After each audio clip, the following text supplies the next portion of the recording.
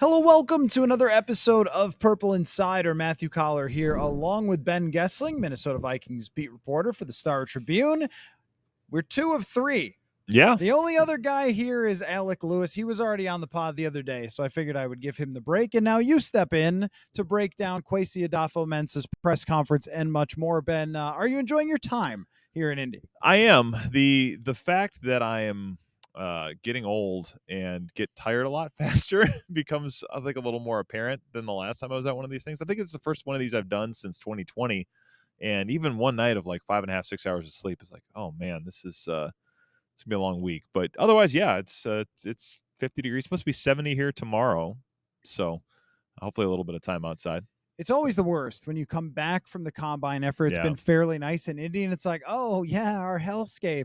It's still icy hellscape, yes. Of course. Yes. Neither one of us are big party guys. But when you arrive, you must go to the JW and see who's around. Yep. So we were perusing and meeting with people last night and things like that. So that's always a good time. But then they had the 10 o'clock press conference, and Kwesi Adofo-Mensah actually thanked us for being there that early. It was like, He knows the deal with the NFL Combine and how late you got to be out if you want to peruse. But I thought we learned a lot from Kwesi Adofo-Mensah. And I have to tell you, as I was on the flight here, Ben, I was like, I don't know if I'm flying here for a good reason or not.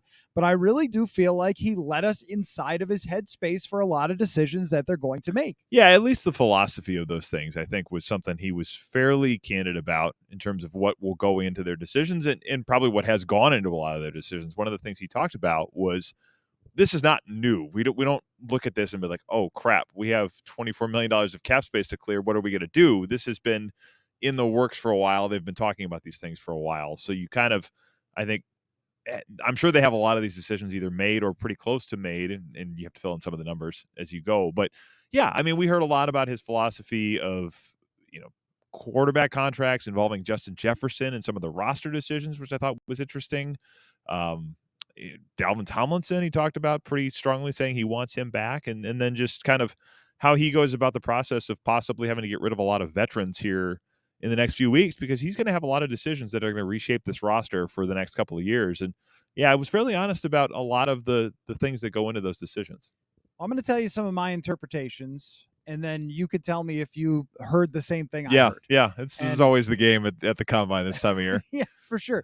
As by the way, I just saw on Twitter that the Bucs general manager went to the podium and said, you know what, we think Leonard Fournette's going to be in good shape for a couple more years. And then they released him later in the day. Man, so what was the time frame? Like, what was the expiration time on those quotes? Couldn't have been a couple hours at most. Hours. Yeah, because I just saw they released him. I didn't realize he'd said that this morning.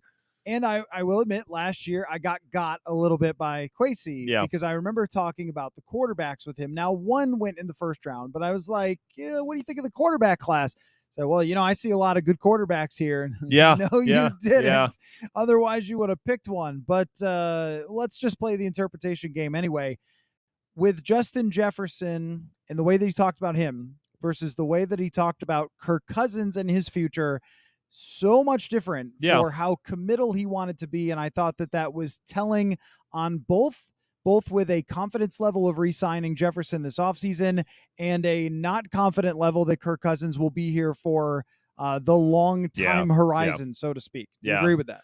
Yeah, I think that's right. I mean, I think the biggest thing you look at there is Justin Jefferson's 23, Kirk Cousins is going to be 35 in August. I mean, it's just going to have a different feel. But there has also been this sense at the Combine this week that the days of let's do a 1 or 2 year deal with Kirk are probably over. I mean, it doesn't seem like that's what Kirk is looking for. And Kwesi basically said as much this morning. So they I'm sure want certainty. We want flexibility. I think were the words that he used. And there are different ways to get flexibility, I suppose. But the other piece of this is Cousins has typically looked for guaranteed or practically guaranteed deals. Easier to do when it's 2 or 3 years, I suppose. But there has been some of that trade-off, I think, in the past of I'm not going to take a longer-term deal, but I want the guaranteed money. If you're going to look for, I don't know, another 3 years, are you going to get every dollar of that guaranteed at this point? I think that would be a tough negotiation. I don't know quite where this will go. He talked a lot about the relationship with Kevin O'Connell and wanting that relationship to be strong, and you don't want to start somebody from day one that you have just brought into the building. But yeah, beyond this year, it left a lot of things open, and I think the negotiations between Cousins' agent and the Vikings in the next few weeks are going to tell us a lot more about what everybody's interest is in extending this and on what terms. I apologize if you can hear the background noise. They're fixing a lamp or something Yeah, it's behind just me. kind of been So going on for it has. most of this thing. I mean, for people that don't see it, most of the combine, at least from our perspective, is in the world's largest convention center. It's like the floor you see behind us has not changed in No. it's been a decade that I've been here, and it hasn't changed in that time. It's a lot of meeting rooms and convention hallways. We don't really see all that much football. And this is the best place to record a podcast, Yeah. as long as that's not happening. Yeah. So hopefully our mics aren't picking that up too loudly. But we can hear it. We're not sure if you can. Yeah, to your point though about Kirk Cousins, when he said like it's they might want, probably do, and we could pretty much guarantee it, a longer term deal. Yep. And I can see that from Cousins' perspective of looking at his own age and mortality in the NFL and being like, how many more years? I want to be guaranteed that I have stability if something happens. He certainly took a lot of hits last year. Yep. Or if my play declines, that I know that I am locked into getting X number of dollars. And if you're the Vikings, now Kwesi said you can only really project 2 years out. Yeah. Like, oh, I mean, and I agree with him in the NFL. It's very hard to project farther out than that because there's injuries and so much changes in the landscape.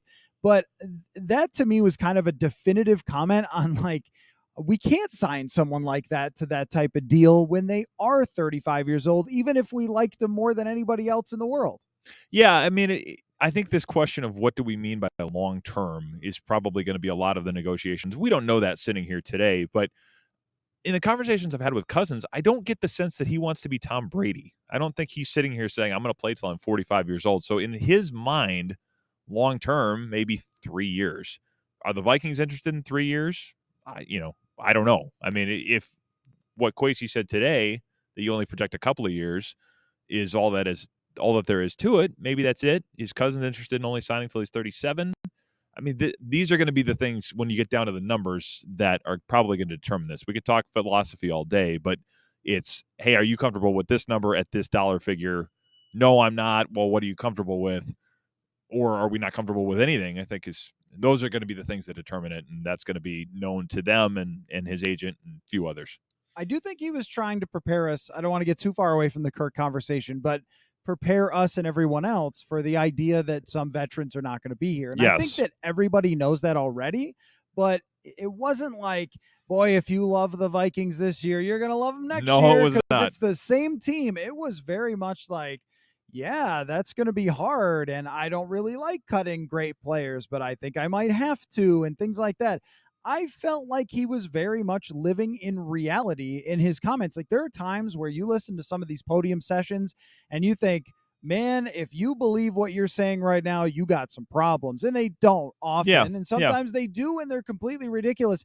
But I thought he was very realistic with both us and maybe himself in the way that he was talking and saying, like, look, you might want to, not directly, but you might want to prepare yourself for there might be a new quarterback here eventually, or there might not be your favorite player whose jersey you own. And that was the vibe that I got. I just don't know which ones it's going to be. Yeah, I mean, the comments about like, you thank them for the time and you realize that these are people and they commit a lot to it, and it's not just numbers on a spreadsheet. I mean, he talked about that some and saying, I hope in 3 or 4 years we can look back and laugh at all of the good times we had, and some of these guys might be Ring of Honor players. I think that was maybe phrased in a question, but it was to that effect of, I want to stop and acknowledge that these guys have been great players who have done a lot for this franchise, but there have to be changes coming. There's just no way around it. I just don't see any way that they're going to be able to clear the cap space that they have to clear without cutting a lot of very popular players, whether it's Harrison Smith, whether it's Adam Thielen, Eric Kendricks,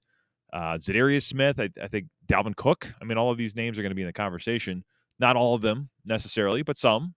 And it's hard to see a way for them to make their roster work without some of those things happening. If you were just guessing on which players are going to stay or not, Rob Demovsky did a double take at that. I don't know if he thought it was funny or just surprising.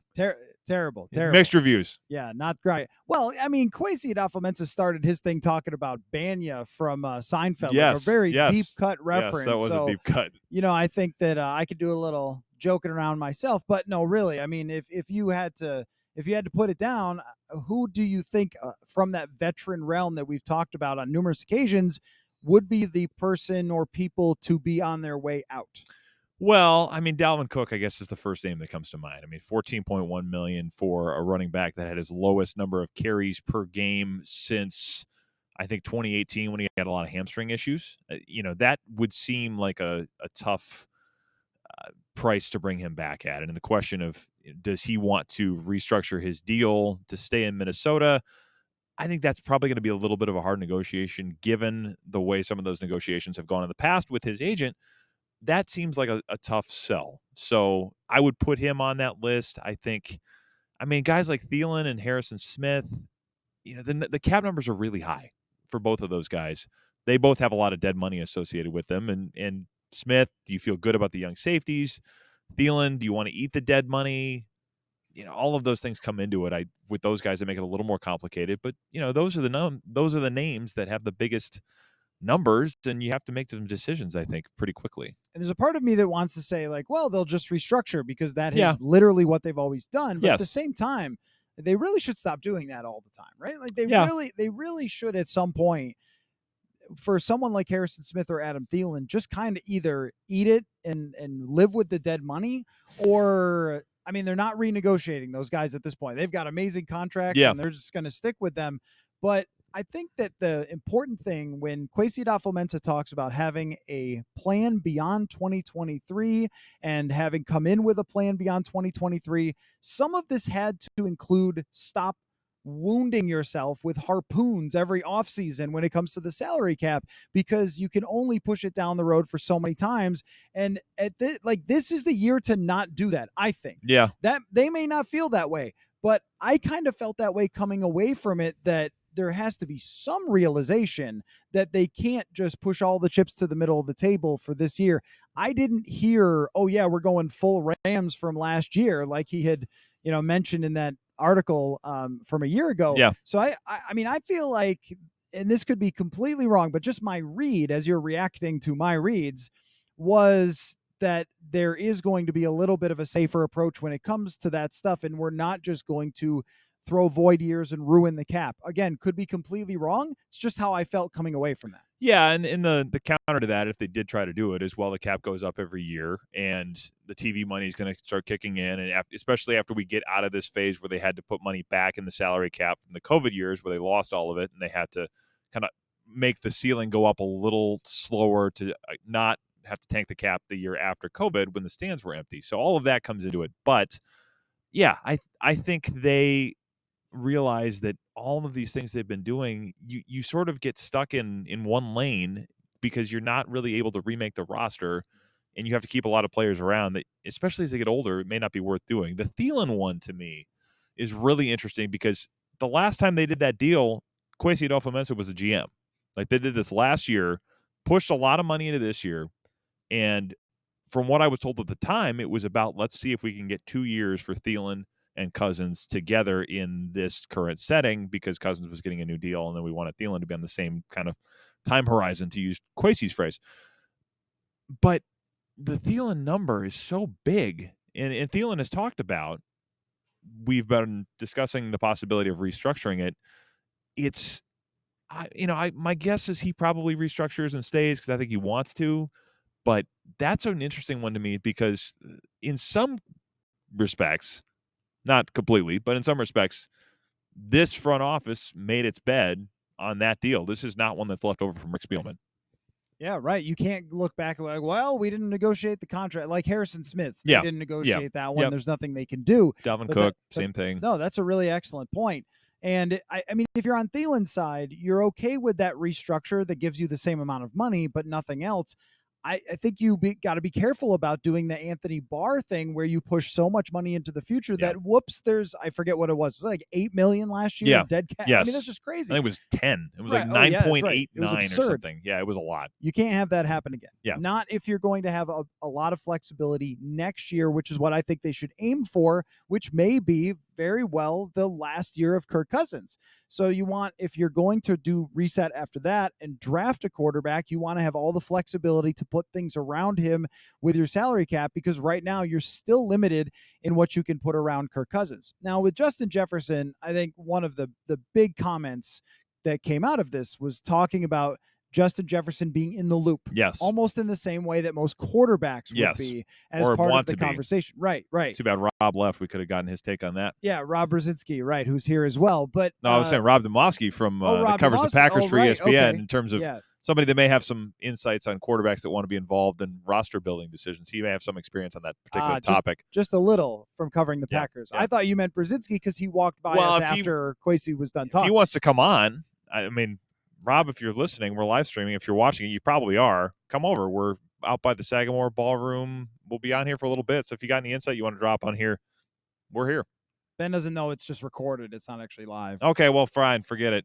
You listen to us later and give us a call. You know how to find us. We'll drop all the intel in the next one. We're always in the same place as the Vikings. So, but anyway, so this is kind of LeBron treatment of like, you are the megastar. And I thought, have you ever seen the movie Say Anything? You ever seen that? I don't think so. I'm familiar with it. You're familiar with the John Cusack holding up the the boombox. Yeah. Well, that was today Kwesi with Justin Jefferson. Yes. Holding up the boombox, anything for you.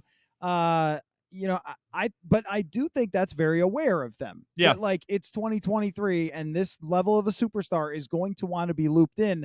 But if we're playing a little bit of a game, which we do on the show at times, if you're Justin Jefferson, what do you want to hear as you are looped in with Kwesi Adofo-Mensah and Kevin O'Connell? You mean specific to the quarterback or specific to things that matter general? To you? Well, quarterback would seem to matter. Quarterback and your contract are really the two. I don't think he cares whether they wear the road whites. Or no, I don't think that's a big concern. He doesn't. Yeah, I don't think that's a big concern for him, the uniform specifically. The quarterback thing is really interesting to me because he was fairly vocal about defending Kirk Cousins last year, but if you told him, hey, we're going to get somebody that's young and dynamic and that's going to be your guy for the rest of your career, I don't think he would sit here being so heartbroken about that it would be hard for him to get over that. I mean, the guy played with Joe Burrow in college and has been around, you know, a lot of good quarterbacks and certainly has watched a lot of good quarterbacks in the league. And, you know, he's going to play with somebody else at some point. I mean, that's just reality. He's not going to be with Kirk Cousins the rest of his career, I think, in all likelihood. So how you manage that transition, I think, is one question. I don't know that he's going to want to be part of something where, okay, you're 25 and we have somebody in here who's a rookie and it turns out he's not very good and your numbers drop and you're not winning.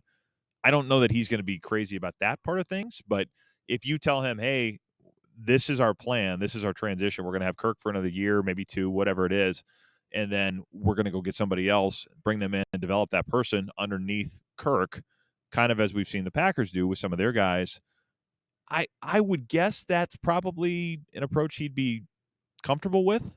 And, you know, we'll see if they get there. It's a lot to pull that off, but I think that would probably be what they try to sell to him. Well, that was what I was thinking about. If Justin Jefferson wants more of a playmaker, you know, if he wants somebody who's a baller, and he brings up LSU all the time. Yep.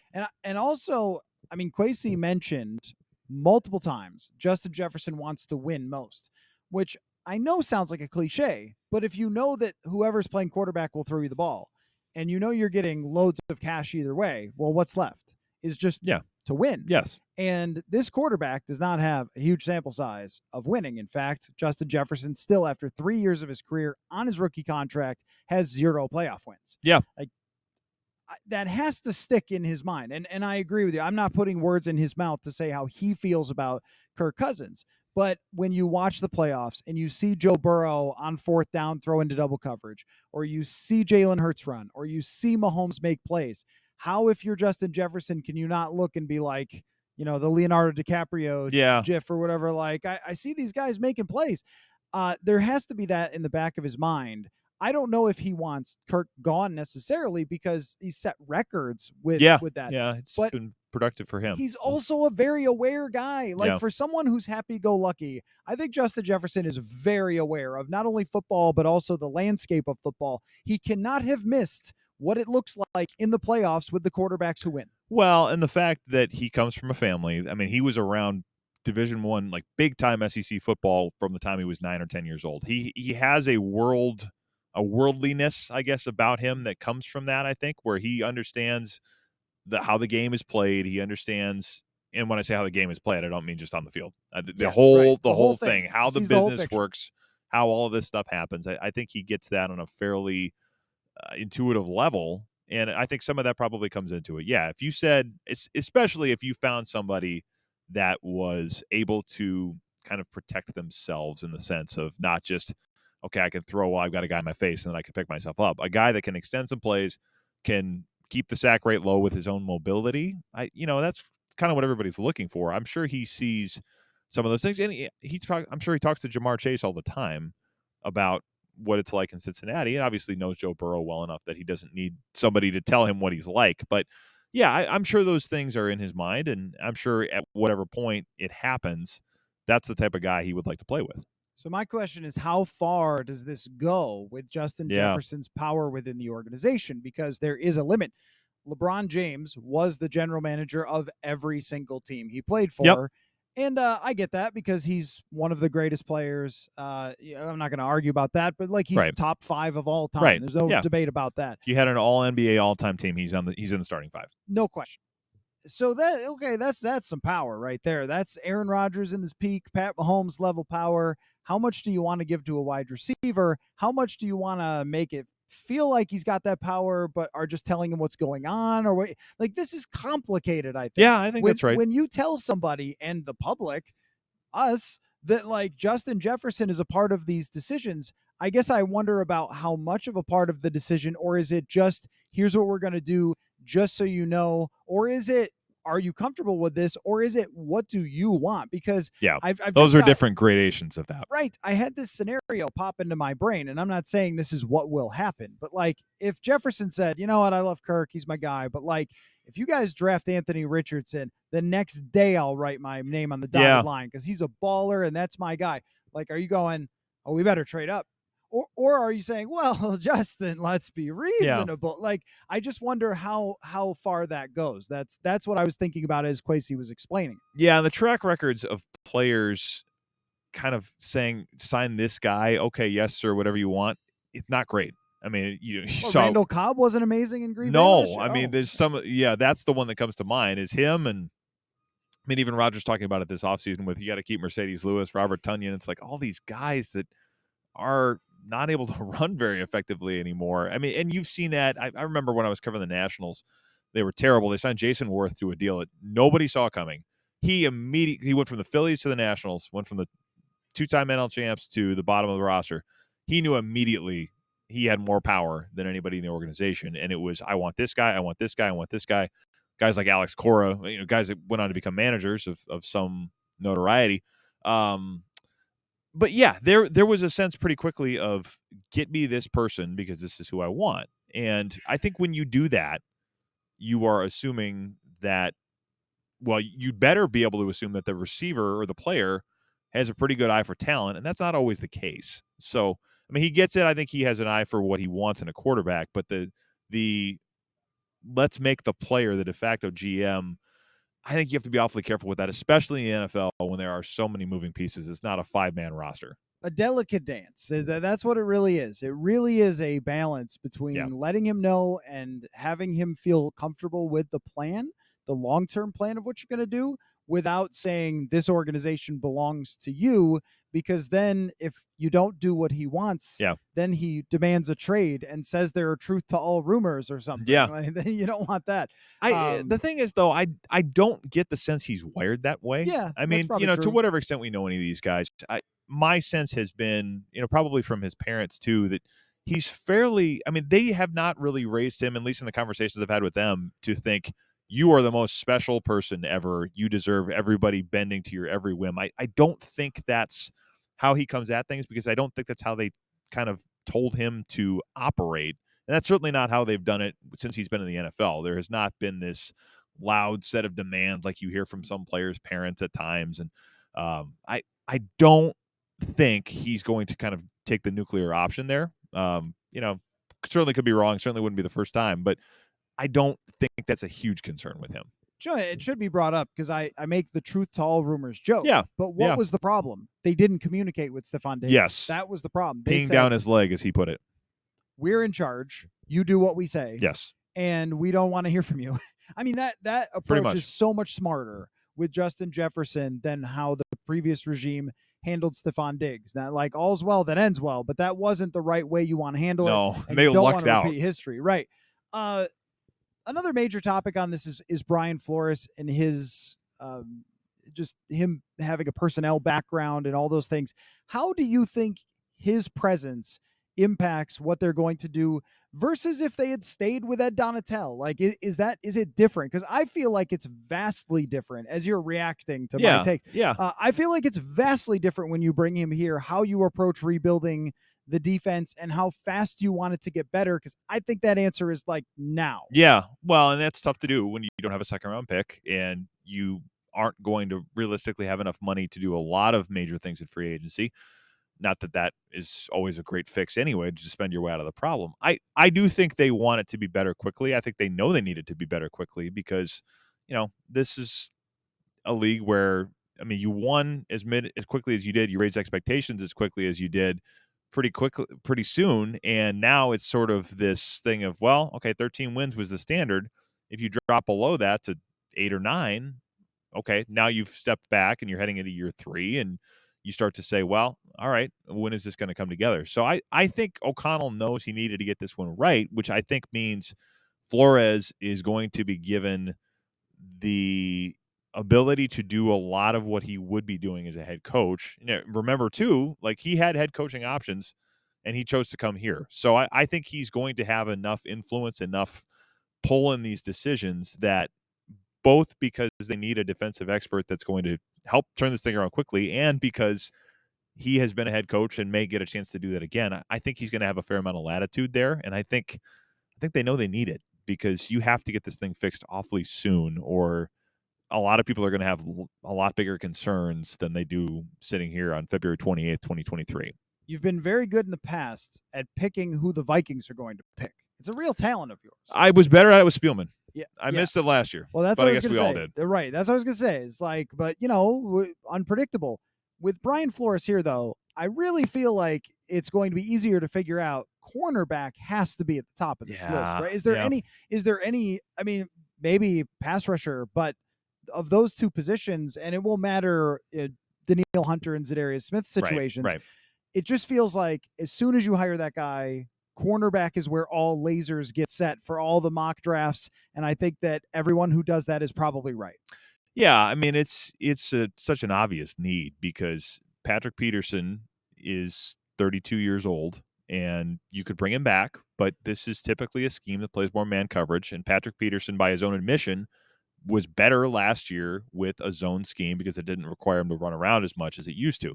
So if he's back, that gives you one, but probably with a few asterisks on that. And then you have the other corners under contract right now are Cameron Dantzler, Andrew Booth, and Caleb Evans. That's it. So is there anybody in there that you feel like, okay, we can just roll with this and we're completely confident that this can work in 2023? I don't think so. I don't know how you could, both for health reasons and I think with Dantzler, is he going to figure it out? So, and I don't know that this group believes terribly strongly in him. Maybe Brian Flores has a different take on that. I got the sense at the end of last year that was not a guy they were factoring into their plans in a terribly major way anymore. So that has to be a need. Maybe you bring the Duke back. I mean, that could be part of it. But yeah, you have to address that position pretty quickly because there's just not a lot of certainty with the group you have, even though they've invested in a couple of day 2 picks in it last year. I would be almost surprised if they didn't offer Duke Shelley a contract to come back. I think that's probably right. As depth, but certainly not an answer. He's more of just somebody who's there. And I agree on Cam Dantzler that if one coaching staff has a problem with you, maybe it was them. If 2 coaching staffs have a problem, then it's you. And 2 defensive coaches that made their bones in the league with defensive backs. Right. Mike Zimmer and Ed Donatel, say what you want about them as head coaches or defensive play callers, but the reason they rose to those stations is because they did great work with defensive backs. So if there's any position they know it's that one. And if there's any reason for them to say, not feeling this guy at that position, it's like, yeah, that may be worth listening to. Right. I mean, Mike Zimmer was wrong about some stuff, but he was Yeah, not wrong about corners very not very often. often. No, No, not very no. often. What else stuck out to you from this? Because I think that on the Delvin Tomlinson bit, it's just obvious that they want him back. Yeah, yeah. I And don't think you would have done the move the void date if that wasn't the case. I mean, I thought that campaigning for him to come back was Yeah, kind of interesting. yeah, Like, again, the same sort of thing. Like, Delvin, we love you. I'll teach you how to store your shoes or something. I forget yeah. something about the shoes that I didn't Something that quite catch us it at the middle-aged podium. white dudes probably didn't quite understand, at Yeah, least to the well, degree that we also, might otherwise. I have like one pair of shoes. Yeah, You're looking at them if you're on yeah. YouTube. I mean, that's it. Yeah, So, I would not. I'm certainly not a sneakerhead. The no, collection of running shoes, I've gone a little bit off the deep end with that, but like that's not what we're talking about here. We're no, we're, no. we're not talking about dunks. We're talking about $250 racing shoes. We're talking about more stylish gentlemen than us. Yes, But the point certainly just that. being that Kwesi was kind of talking about wanting Delvin Tomlinson to return, but I don't think there's a hot take to be had there. It's like, I probably wouldn't do that. I understand why they would. It spreads out the cap. He's a pretty good Yeah, football player. Unless that's exciting to you, what else you got? Like, what else stuck out to you from our conversations with him man. aside from that? Well, I'm trying to think. I'm trying to run through my head of the other stuff he talked about in his side session because that was probably a little more germane to the conversation. He talked a little bit about um kind of, I guess, getting used to the pace of the job, which he was fairly honest about. A year ago it was like, I have, my head is swimming, and now it feels a little more doable. But he also kind of said this thing of like, I know I'm going to make some decisions that I'm not going to be terribly popular with certain players. He seemed to understand the weight of the decisions he's going to make in the next few weeks, and he talked a little bit about the fan base too, kind of getting a sense of the kind of the mood of the fan base, of just how starved they are to win. And he said that's kind of driving how I feel about doing this job. Kind of understanding that people really, really, really want to see a deep playoff run and a Super Bowl appearance for the first time since Jimmy Carter was the president elect, and above all things, want to see a Super Bowl championship. So, yeah, I mean, I think some of that stuff was interesting. Just this sense of, he knows that the next few weeks are. I mean, he's talking about how I want to be remembered. I mean, how I want to do the job, and all of this kind of stuff. It was weird to hear a GM that's been on the job for 12 and a half months, 13 months, whatever it is, kind of talking about legacy a little bit. That was interesting to me, and the kind of the jokes he made about, if I get myself fired. I mean, all of that stuff was a little more meta than I thought we were going to go. Well, that, no, you're right about that. That there was like a sort of a big picture thing, and I know that Kwesi thinks on a very deep level of Yes. pretty much everything. I Yes. mean, when you ask him about anything, Yep. he's going to think deeply about it, including us joking around with him about Seinfeld and stuff. Yeah. It's just like he's going to have some sort of take on that goes beyond just like, oh, that was a funny joke, because it's just the way that he thinks. But where that it did stick out to me as well is when he was introduced, he had a comment that kind of made me chuckle, and probably you did too, Yeah. where he said, like, oh, you know what? If we lose, I'm not even going to be upset because I know that our process was good. And I think that tune is very different from what we just heard, because it was like this, when you're the GM of a team and it's yours, it becomes like part of your soul. You know Yeah. what I mean? Yeah. And I think that he's really got that. And it's so hard. Like, that's why these guys look like they've aged a lot of Yes. times Yes. through these jobs. And I think that's what Vikings fans would want to hear. It's like, he is not just the financial guy that shows up here and is like the Office Space consultants or something. Yeah. What exactly is it that you do here? Although there have been players we've wondered that about in the past. Yeah. And maybe even Staff some members. assistant coaches as well. But I won't say who we mean. But yeah. No, we could be talking about a few people, but we should stop. I think we probably know exactly the same Yeah, person, but yeah, we'll just move on. yeah. Anyway, so the point just being, though, that like it's clear that he's kind of growing up in front of our eyes as a GM, that a first-time GM takes on so much right away. and then throughout the year it becomes truly your job, and now this is his now. Yeah. It's not you inherited something and you're trying to work with it. It's like when you buy the used car and you're still trying to kind of figure out how to put it in gear, Yeah. and after a year it smells like you. Like that's Yeah. that's what it is now for him. I think that's a good observation. Yeah, the ability to say "not my problem" is gone. I mean, it may be unfair, especially when there's still salary cap stuff that has to get worked out, some of which was here from the previous regime. But I mean, you've been on the job for a year, especially after you win a division title.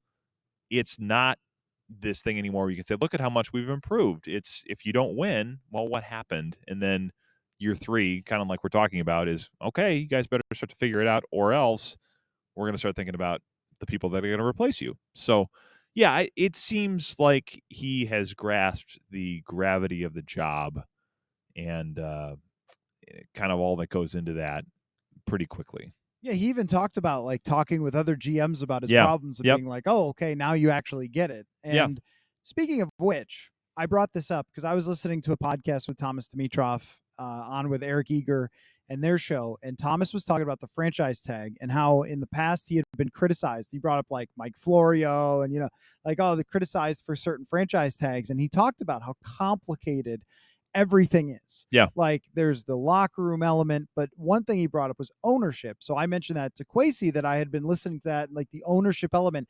And I just asked him, like, I didn't want to say, are they telling you what to do? Yeah. Because that would not have gone very far. No. But I just asked him, like, how has that communication grown? And he went into a lot of detail. I mean, talked about talking with them on a daily basis and building his relationship and understanding how they see the world and how like they view things in longer time horizons, which keeps on coming up. What did you make of that answer about the Wilfs? And I wonder, like, are we seeing, just based on that answer, like a more connectedness between him and them as opposed to you're doing what we want because we just hired you, which was last year? I think that is in an ideal world, that's what you want. Yeah. Is Kwesi influencing their thinking on how they should view the long term of this. But I don't know if that's going to be the case.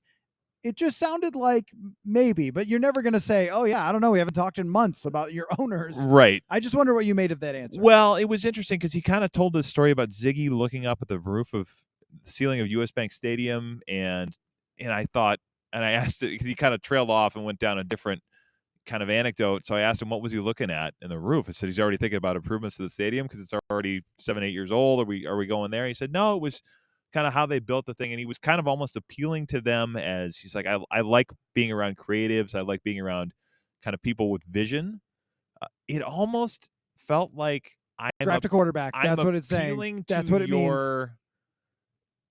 Your ability to see a long-term process through. And why wouldn't you think that way about your football team? It almost felt like, if you want to read it that way in terms of if that was an example of managing up, or at least trying to, and he talked a lot about setting expectations, and I need to be, a lot of it is I will always be honest. I'm not going to mislead anybody about what I think we can be. If there's a problem, let's look at it and address it and fix it together, but I'm not going to pretend there's not a problem.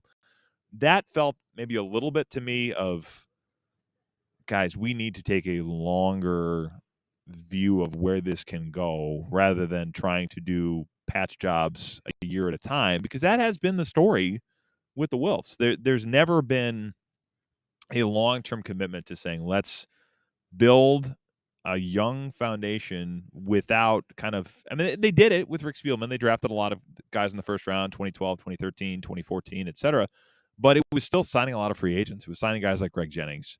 It was signing veteran quarterbacks at times in the midst of all of those things. Donovan McNabb, Matt Castle, and you kind of go back, and some of those are stopgaps. But you were not ever fully committed to, let's just let the kids grow and play and kind of go from there. So, maybe there was a little bit of that. Maybe I'm projecting and there wasn't anything there. But if you want to take a comment like that and try to peel back some layers, that might have been where it was going.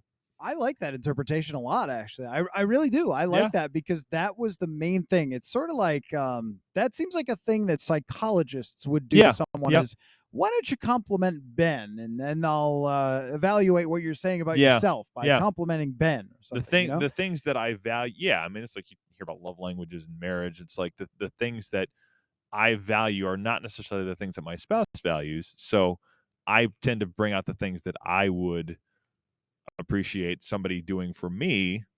So yeah, maybe there was a little bit of that. I don't know. Some projection, really. Like maybe we're he did his side session on the couch. Maybe we're making him get on the couch a little too much here. I don't know, but I don't think there's any level too deep. I say this about training camp too. You know how I say there's no rules in training camp? Yeah. If you want to write a feature on the fourth string center and talk about how he's the next guy, you do it. We've all got space to fill. Because there is a lot of training camp practices. Yep. So you write about that, man, and you have no regrets. That's the Chad Graff rule when he wrote the big feature on Jordan Taylor. And we're like, Chad, Jordan Taylor's not making the team. Like, well, it's training camp. What do you want from me? Yep. So we've all been there. But I think the same thing goes for speculation at the NFL Combine, that anything is on the table.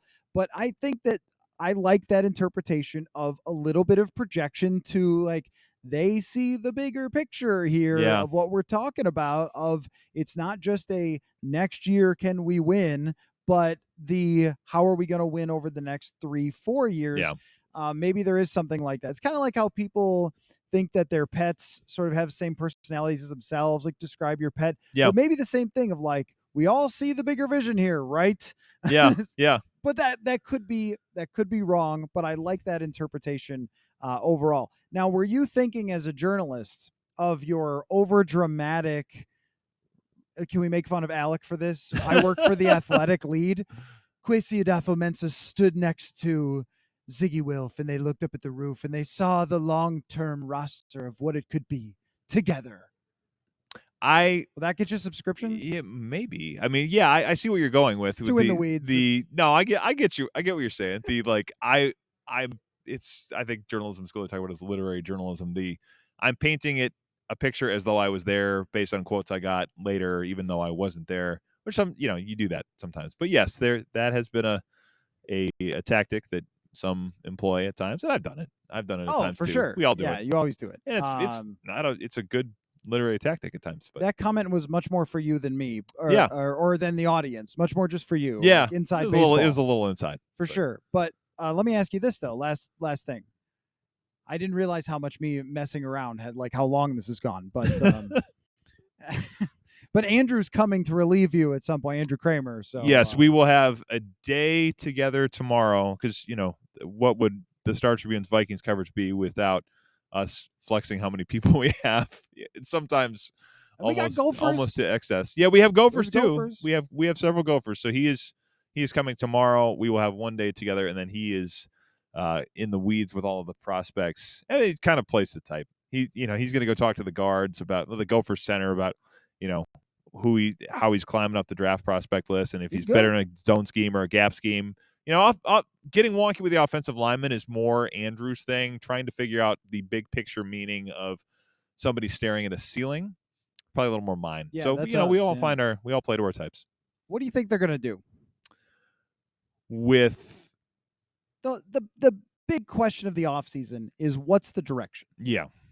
I think they are going to begin the process of shifting this thing in a different direction. I don't think it all happens at once. I don't think it's like trade Cousins, cut all the veterans, burn it down type stuff. But I think you are going to see them get rid of several veterans. I think if they do something long-term with Cousins, they will give themselves the ability to maneuver out of it in a couple of years if they decide they want to go in a different direction at quarterback.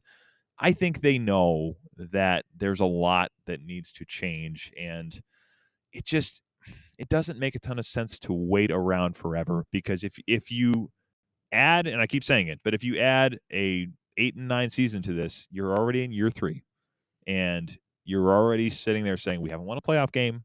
We had one at home. We lost it. We didn't make the playoffs. We don't know what our long-term future looks like in a few spots. I just don't think they have as much time. I mean, it's weird because they've been here for a year, but I think they know this, that you don't have as much time to get it right in the NFL and build the foundation that you want to build as you might think when you first get hired. I mean, everybody, when they do those first press conferences, it's, this is going to be a 10-year thing, and it's going to be this beautiful marriage, and everything's going to be great. We're going to win championships, and everybody's going to get along forever. that is not that common. And I think both of these guys are clear-eyed enough to know that. So I think they get it, that this has to start to, I mean, they run it back for 5-6 years without any mitigating factors. I don't think it's going to go that way. You are a former baseball writer. I'll use a baseball cliche. It's getting late early. Yeah, it sure is. Because Yogi Berra. If you have a first round out, no one remembers that you won 13 games. Right. They remember that you got beat by the Giants, who were not that good of a team. Right. And then you At go home. like you said, then you go 8-9. And if you still have the same quarterback after that, you're right, like how can you? Yeah. And also at some point you have to make it your roster. Yep. Totally 100% completely. And them, just eliminating the 2021 draft class made some progress toward this. Yeah. But what you're looking for as a GM is like 90% of the roster is yours. Yeah. And then you kept the good parts from before, and that's where you go. And it's your whole thing. And it ties into what he said about like now having it in his blood to be the Minnesota Vikings general manager and what that means. Like, okay, but now make it yours. It was not yours last year. Make it yours. And I agree with you. I think they want to do that, but I don't think it's going to be radical. No. But I think it will be a quote process of making it to that place, which probably is 2024. Yeah, and you're going to see, I think, them take more steps towards, because they just didn't take those steps last year. I mean, really, it was, let's keep it the way it was. And we all kind of thought, well, okay, how much of that is a directive from ownership of what they're being asked to do? We have probably not gotten a full answer to that question. I don't know that we ever will.